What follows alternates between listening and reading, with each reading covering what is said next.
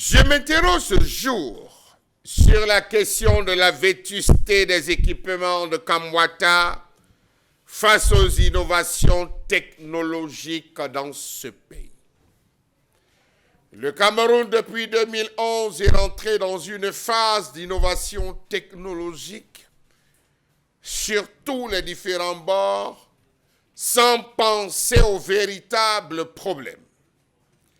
La rupture d'une conduite d'eau sur le tronçon de la rue reliant Chapelle-Ngousso à l'hôpital général a créé un cratère d'environ 2 mètres de profondeur sur la chaussée, détruisant au passage des domiciles et emportant une vie.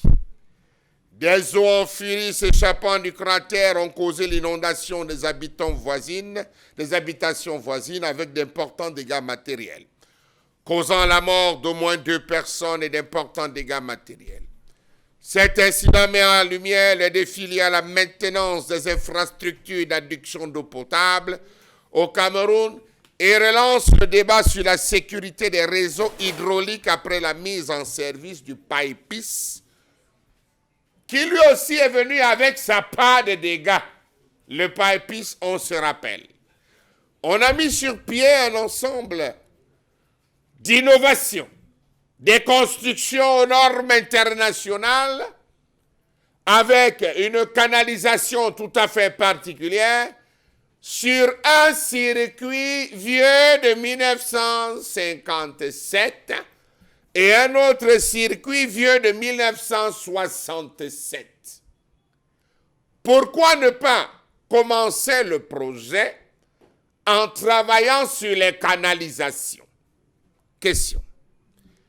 Le Cameroun s'est engagé pratiquement depuis 2011 dans la réhabilitation de ses infrastructures de traitement et de distribution de l'eau au Cameroun, partant du principe que la majeure partie des canalisations du réseau date de 1957. Depuis la SNEC d'Auboufre, il n'y a pas eu réhabilitation, il n'y a pas eu maintenance. La canalisation dans la majeure partie des zones est restée en fer. Fer qui après 57-2025, combien d'années, calculez, vous allez vous rendre compte que c'est plus de 50 ans dans tous les cas, peut procéder à occasionner des dépôts de rouille. Oui, parce que tout matériel s'use. Que consomme-t-on donc au Cameroun? Question. Ces projets ont vu la participation des partenaires étrangers avec leurs rapports techniques et financiers. Sauf que depuis la réception de ces ouvrages, force est de constater que les dégâts sont énormes en aval. Est-ce que ces techniciens avaient été briefés sur l'ensemble du réseau de distribution de l'eau? Question. Prenons le cas du château d'eau de Lok-Bessou, pratiquement à l'arrêt à cause d'une innovation mal maîtrisée par les nationaux. Les Chinois disaient avoir refait le système d'adduction d'eau dans presque toute la ville de Douala avec les gros tuyaux de 300 et ont testé à la fin des travaux. Sauf que la pression d'eau détruisait littéralement les mauvaises installations, raison pour laquelle les responsables des mines avaient demandé l'annulation de ce projet. Rien n'a été fait, rien n'a été dit, rien n'a été conclu en termes de réhabilitation de l'ensemble des réseaux. Vous faites le tour à Yaoundé, vous faites le tour à Douala. Subitement, on a l'impression que les villes ont accouché des magnes ici. Excusez l'expression. Vous voyez de l'eau qui jaillit sur la chaussée. Vous voyez de l'eau dans un quartier qui coule. Des tuyaux apparents, connus et sûrs par les différents agents, les responsables de Kamwata qui ne prennent aucune mesure sur le plan pour pouvoir pallier à ces problèmes. Vous avez certains axes routiers dans les quartiers où des grosses buses sont apparentes avec les vis boulons censés raffermer ces différents joints qui ont déjà lâché. Pourquoi ne procède-t-on pas à la réhabilitation? Dans tous les cas, les experts approchés dans le cadre de Chapelle-Ngousso nous ont fait comprendre que le réseau en lui-même est vétuste il faudrait attendre. Voilà l'expression la plus importante. Il faudrait attendre d'éventuelles catastrophes pour procéder à la modification.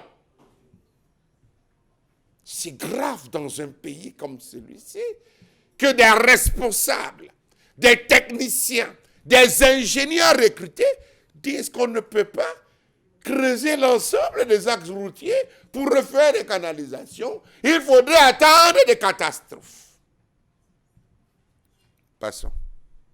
Après enquête menée, on s'est rendu compte que le Cameroun est hyper loin de la norme en matière de canalisation domestique.